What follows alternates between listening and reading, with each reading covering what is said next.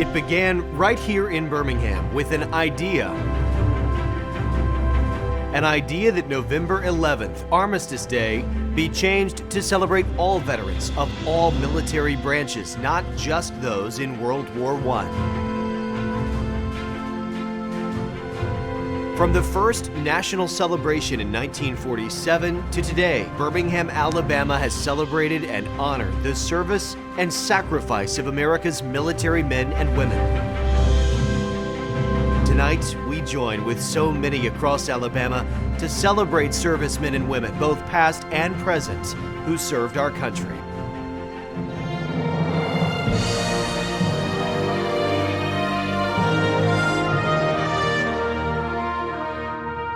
Welcome to CBS 42's presentation of Veterans Voices, honoring those who serve.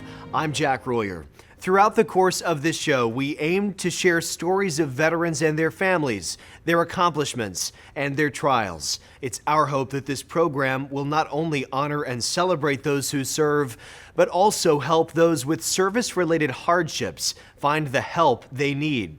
Our first story tonight is just that, a veteran of the Army and the Birmingham Police Department, who suddenly found himself in need of world-class help that he didn't even know he could find right here in Birmingham.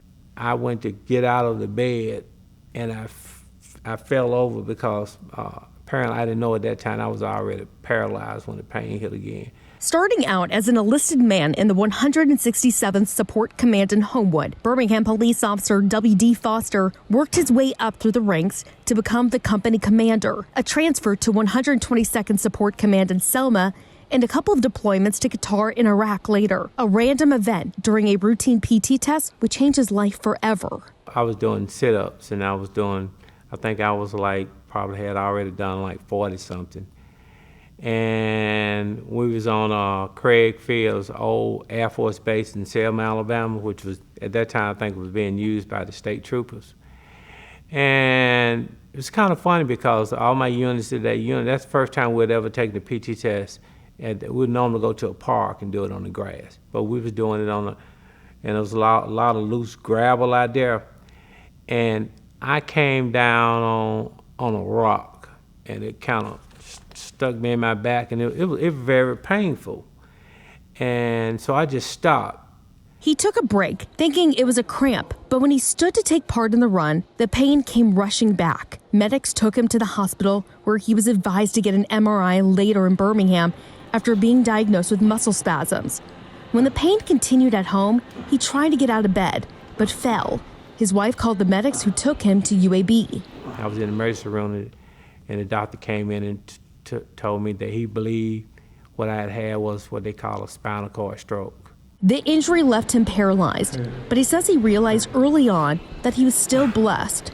Support from the military, the police department, and family gave him the resources he needed to adapt. But once I got to the house, and I wasn't around those folks, and time sitting, just watching television, doing things, I did get down for a minute. One day I went to I had an outpatient appointment at Spain, and I met a young man that was working there, and he told me that he played wheelchair basketball, and he invited me to come see him play at Lakeshore Foundation.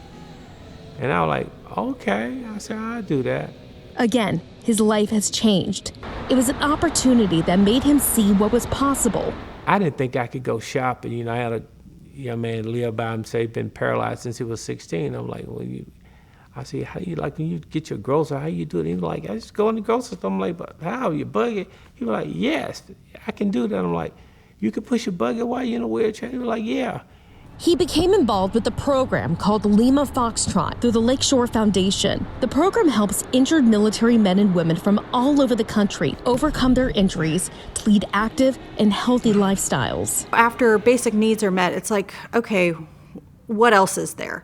And we've been helping with that what is there, and showing people, that they're able to hold a job, go back to school, have a family that they didn't think that they were going to have, or continue growing their families.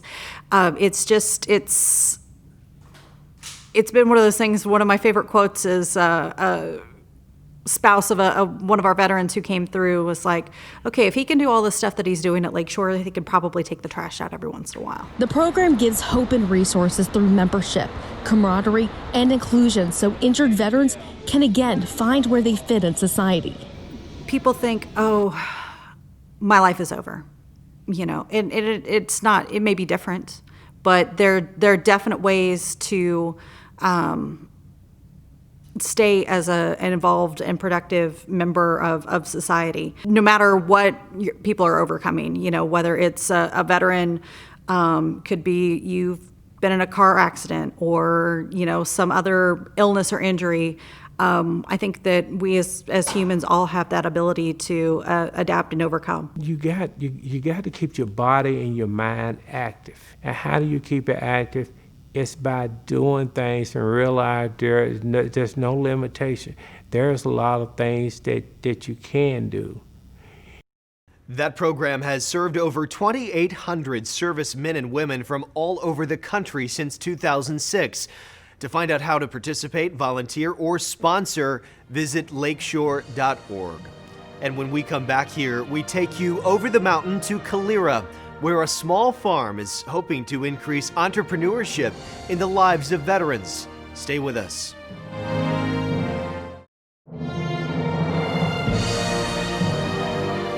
Welcome back to Veterans Voices. Homelessness and a sense of what do I do now? They're common in the veteran community. For many, adjusting to civilian life is extremely hard. In South Shelby County, one veteran is using his story to help others succeed in that transition right along with him. About 6 years ago, Pat Johnson was at what he calls one of the lowest points in his life. Homeless in Las Vegas, he says he came to the decision where enough was enough. It was really just a point in my life where I did a lot of praying. I found God. I asked God to save me, and then I really did what I needed to do to get very introspective and to be to become very self-aware of my situation. And then just from that point on, I really just kind of built on that point. In 2005, Johnson fell through a hatch on the deck of the USS Thomas S. Gates, the ship he was assigned to help decommission. I hit my head on the lip of the opening, continued to fall through the hole, got hung up in the ladder well, fractured my shin. I was unconscious at that point, and then when I woke up, I was hanging vertical upside down with my hands dangling above or below my head. In the confusion of the moment, he struggled to get free and fell another 10 to 12 feet, directly on his head. He was in the hospital for 3 days, then went back on duty. He says the lasting effects of this injury are what led him to homelessness. But getting to that point and learning how to get out of it inspired him to help others in the same situation. Even while I was in homelessness, I was helping other homeless veterans and other homeless people by sharing that information that I had learned through my process and my transition. He formed Homeless Veterans Initiative in 2017 and helped hundreds get back on their feet. In early 2020, he closed a nonprofit due to funding and family needs. Now, he's building a for-profit business out of an idea aimed at helping fathers get into agribusiness. Veterans Farming Initiative is a small farm that will grow blueberries and honey as the base for small batch liquor. But Johnson says he's happy to share information with other vets so they can grow their own agribusiness. I'm going to tell you exactly how I did it and what hardships and what issues I ran into, the deficiencies in this particular small business entrepreneurship model, how you, and I'm going to tell you how I figured out how to get out of them and how to beat them and how to rise above the challenges. While the business is now focused on growth and profit, Johnson hopes to never lose that spirit of growing and helping others. I do it as a bootstrap effect. I do it to be able to try to pull people along as I rise. What I can give, I will. And if I'm able to, I'll do it. After the break, we'll share how one town is honoring its veterans year-round, plus an organization focused on building relationships and communication among those who've served. That is still to come. Stay with us.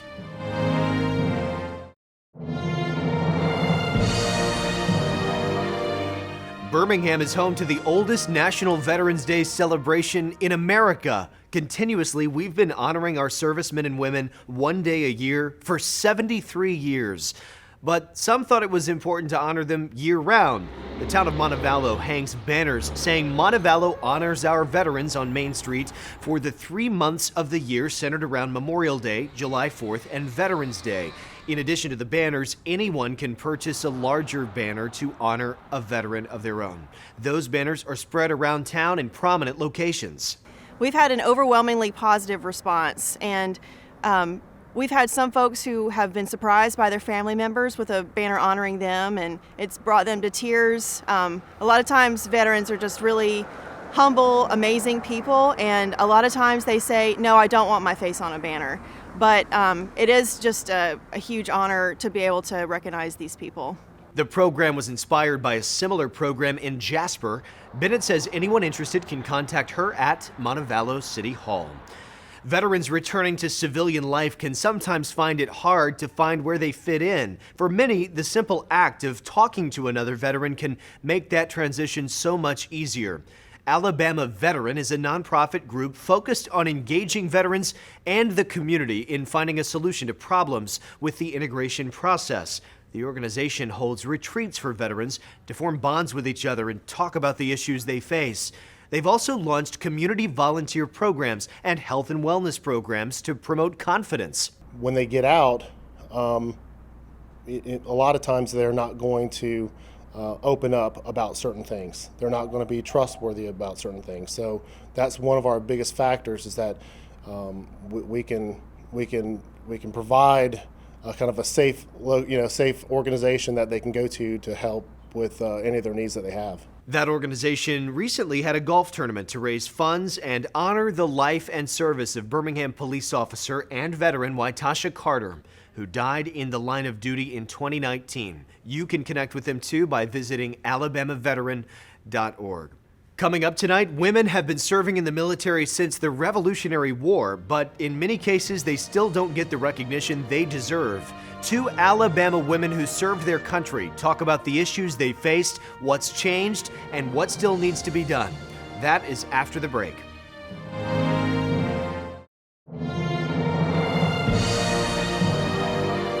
Welcome back. When we think of military service, many of us think of men with guns on the front lines fighting, but women have been playing key roles in the military since the beginning. The issues they face with the service are unique. Progress is being made to address it, but there's still work to be done. My son was in the hospital here at Children's for 20 days with bilateral chest tubes, and I had just gotten to Korea. Imagine how Rochelle Young feels, a mother fending for her 6-year-old son while defending her country. My baby was being held and talked to by my family and not me. Duty had called. Young was part of the Air Force, serving as a medic around the globe. That's when it really hits you that you've signed up for a responsibility that is so much bigger than yourself. Young was far from the only female in the Air Force. Actually met a lot of women that were incredibly physically active and, put me to shame. For 17 years, she served as hard as anyone. Young left the military in 2018 to raise her now high school boys. And now that she's home, she doesn't feel she gets the credit for serving her country. It's just overlooked if we that we even served at all. The same goes for Navy veteran Tracy Crenshaw. He said, so your husband served? And I always kind of just tilt my head because I'm kind of waiting for the light bulb to go off. Women have been serving since the Revolutionary War, but it's still extraordinarily uncommon. Women have been serving in the United States military since the Revolutionary War, back in the 1700s. A Pew Research Center study in 2017 noted women were 16% of the overall active military, which makes Young and countless other female veterans wonder why they're assumed to be the spouse of a vet rather than the vet themselves. The number of women in the military has been considerably rising, and the Department of Veterans Affairs has added resources for women. But Young and Crenshaw say the average civilian should understand females are fighting for the red, white, and blue too. When we come back tonight, moving, deployments, missing important events. The families of military service members don't sign up to serve themselves, but they do sacrifice a lot to support their loved ones in uniform. A former CBS 42 reporter turned military spouse shares the ups and downs of family life. Coming up.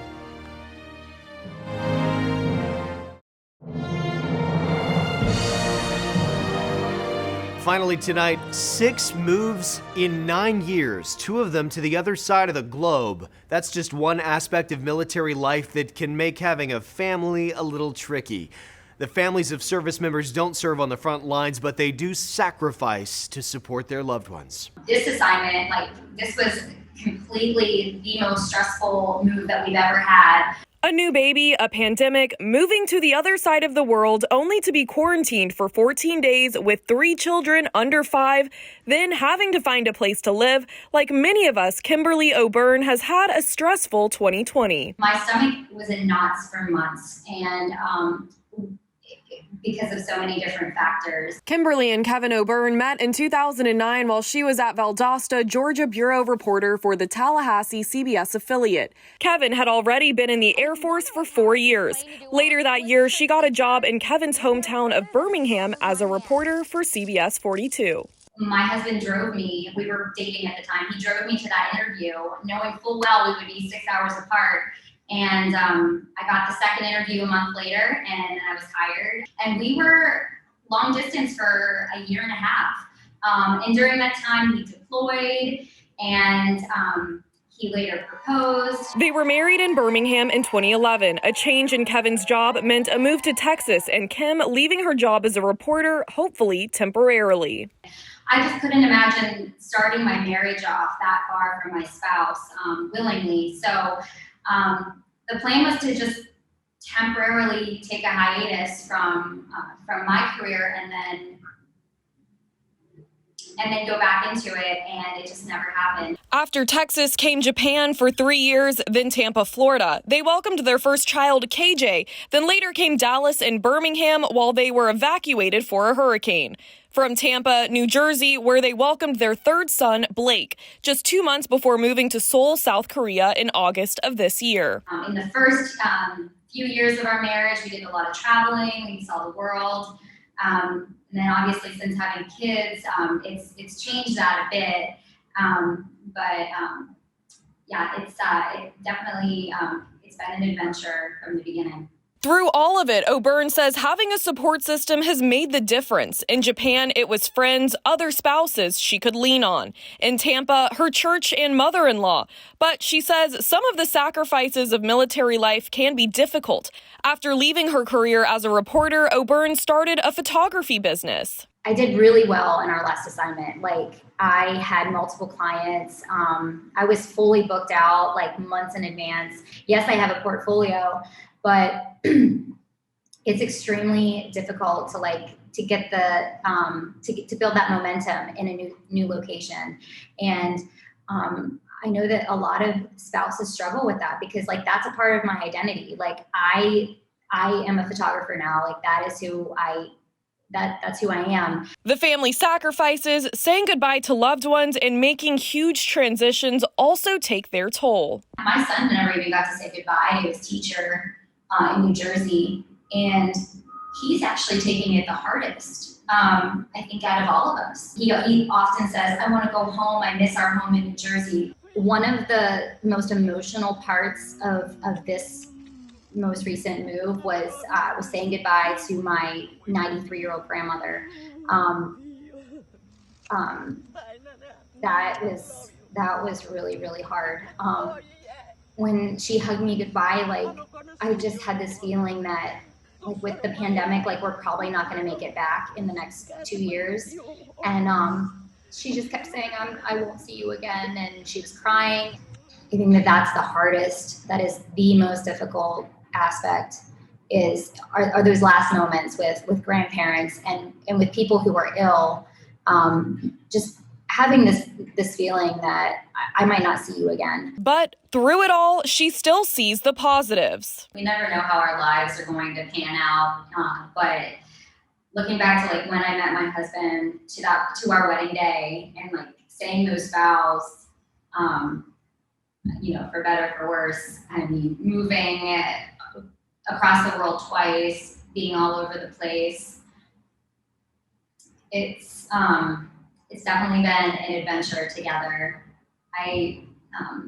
But in the best way. And we hope you found tonight's show informative, helpful, and inspiring as we honor those who serve and have served our country to keep us safe. Thank you. For more stories of veterans across America, visit CBS42.com. I'm Jack Royer. For all of us at CBS 42, thanks for joining us, and good night.